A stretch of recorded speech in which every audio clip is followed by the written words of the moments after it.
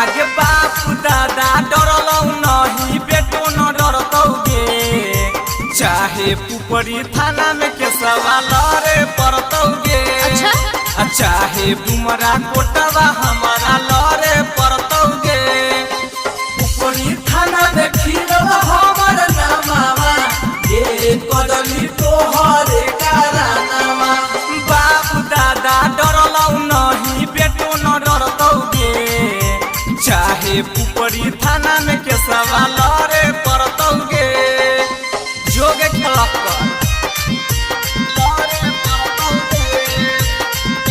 Recording by Sethi film Sitamarhi.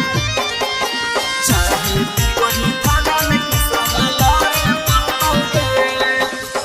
देबो फसाई 354 के धारा में जदि देख